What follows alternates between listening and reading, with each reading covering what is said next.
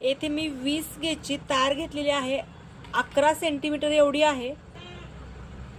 येथे मी गोंडा घेतलेला आहे जॉईंट करण्यासाठी आणि हे जे आहेत 8 फ्लावर आहेत आणि हे 1 फ्लावर आहे। येथे 20 गेजची तार घेतलेली आहे 11 सेंटीमीटर एवढी आणि आता याला आपण एक राऊंड बनवून घेणार आहोत।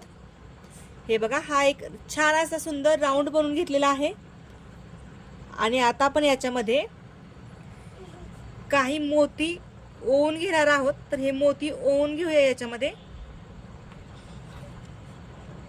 5 ते 7 मोती आपण याच्यामध्ये ओवून घेणार आहोत, हे जे की एकदम मानेच्या पाठीमागे जाणार आहेत, त्याच्यामुळे ते दिसणार नाहीत।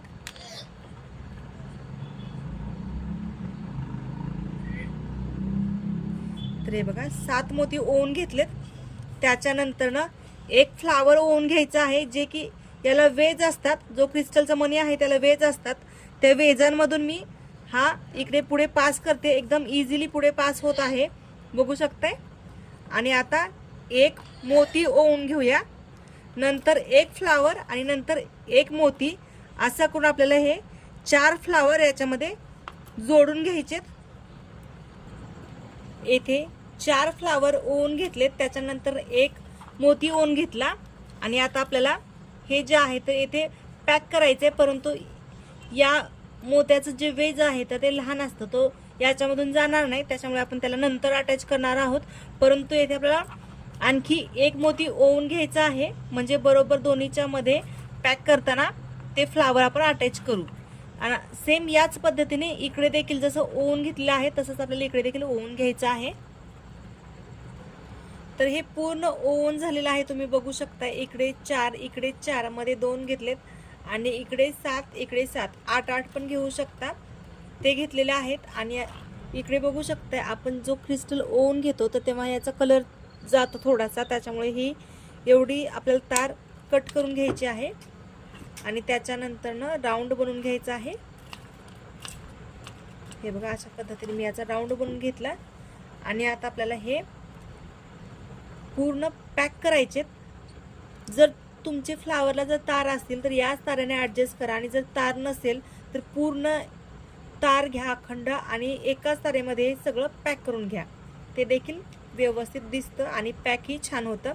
तर हे बघा, फक्त आपल्याला याला अशा पद्धतीने पॅक करायचं आहे आणि याचे भरपूर असे व्हिडिओज पण आपल्या चॅनलवरती आहेत, एकदम डिटेलमध्ये, हे पण डिटेलमध्ये आहे। जर तुम्हाला नाही समजलं तर ते देखील तुम्ही नक्कीच बघा।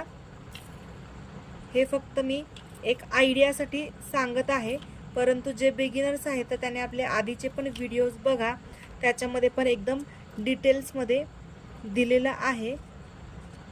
तर हे बघा, आता हे एक अटॅच करून घेतलं फ्लावर, लगेच दुसरं फ्लावर आपल्याला अटॅच करून घ्यायचं आहे आणि दुसरं फ्लावर अटॅच करून घेताना जो आपल्याला हा मणी आहे, इथे जो मोती आहे तर त्या मोतीला पण राऊंड करून घ्यायचा आहे।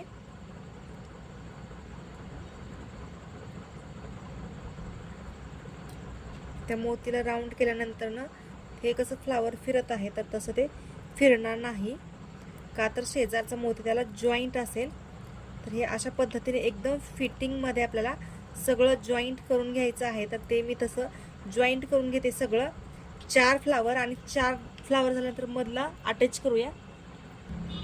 तर हे 4 फ्लावर एकदम परफेक्ट अटॅच करून घेतलेत, त्याच्यानंतर ना हा मोती अटॅच करून घेतला। आता आपल्याला बरोबर येथे सेंटरला हे फ्लावर अटॅच करून घ्यायचं आहे, इकडे 3 क्रिस्टल आणि खाली 3 क्रिस्टल आले पाहिजे अशा पद्धतीने।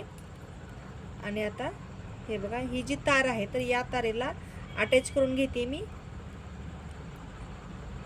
आणि हे पुढे वापरणार आहे आपण। तर आता फक्त या तारेलाच अटॅच करून घेते, एकदम तुम्ही अटॅच करायची पद्धत बघा।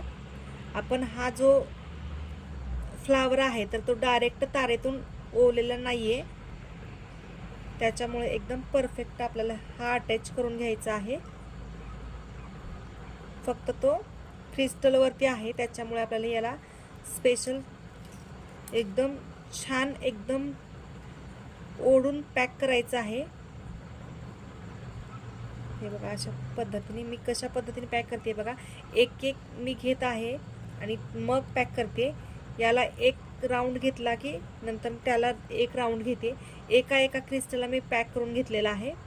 आणि हा आता थोडासा राहिलेला आहे. हलवून बघायचा तर तो हलतोय का नाही. जर तो लूज वाटला तर नंतर त्याला फिटिंग करायचं. परंतु फिनिशिंग ही एकदमच आणायची परफेक्ट. तुम्ही बघू शकताय येथे मी पॅक केलं आहे, परंतु याचा मधला जो मणी आहे तर तो अजिबात हललेला नाही आहे. फिनिशिंग जसंच्या तसं राहिलेलं आहे. आणि आता आपण याच्या शेजारचा देखील जो मोती आहे तर तो याच तारेने पॅक करणार आहोत. म्हणजे एकाच तारेमध्ये पूर्ण ते जे फ्लावर आहे तर ते अटॅच होईल. आणि नंतर ना मेन क्रिस्टलच्या फ्लावरची जी तार आहे तर ती पुढे आपण वापरणार. आता ही जी तार आहे तर ती क्रिस्टलची आहे, तर ही मी अशाच पद्धतीने पुढे घेते. त्या मोतीला एक राऊंड बनवून घेते आणि मग पुढचे फ्लावर सगळे पॅक करते. येथे मी सगळं व्यवस्थित अटॅच करून घेतले. आता फक्त ह्या ज्या तारा राहिलेल्या आहेत तर त्या सगळ्या तारा वरती काढायच्या आहेत आपल्याला आणि मगच कट करून घ्यायचे आहेत. तर हे बघा अशा पद्धतीने एकदम व्यवस्थित फिनिशिंगमध्ये तारा कट करायच्या आहेत. तारा कट करताना एकदम आतमधून थोडंसं डीपमधून करायचं आहे. हे जे आपलं कटर असतं तर त्याचं टोक आहे तर ते भरपूर लहान असतं, ते एकदम दोन्ही मोतीच्या आतमध्ये जाऊ शकतं. तर आपल्याला तशा पद्धतीने ते कट करून घ्यायचं आहे. वरून जर कट केलं तर ते टोचणार, त्याच्यामुळे आपल्याला तशा पद्धतीने ते कट करून घ्यायचे आहेत तारा एक्स्ट्राच्या. आणि सगळ्यात शेवटी गोंडा जॉईंट करू. आपण या तारेला आता आकार देऊया. हे बघा याला राऊंड आकार दिला आणि नंतर आपण येथे हा गोंडा जॉईंट करून घेऊया. एकदम सोपी पद्धत आहे ही, अतिशय. तुम्हाला ही पद्धत कशी वाटली नक्की सांगा. आवडलं तर लाईक करा, शेअर करा, सबस्क्राईब करा. आणि हे ऑर्डर करायचं असेल तर ऑर्डर देखील तुम्ही करू शकता 9623922836 या नंबरवरती. हे बघा आणि तयार झालेलं आहे आपलं एकदम युनिक असं चोकर. कसं वाटलं नक्की सांगा. भेटूया पुन्हा अशाच एका छान व्हिडिओसोबत. बाय, धन्यवाद.